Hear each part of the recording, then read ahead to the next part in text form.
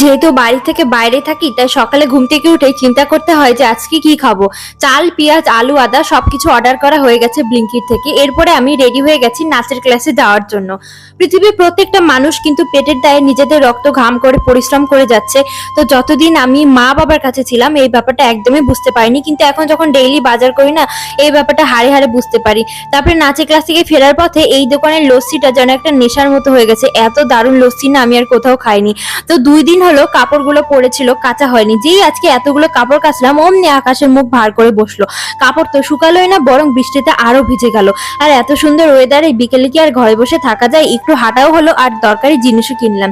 আর মোমবাতিটা আমার এখন খুব দরকারি হয়ে গেছে। ঝড় বৃষ্টিতে কখন হুটহাট করে কারেন্ট চলে যায় বলাই যায় না।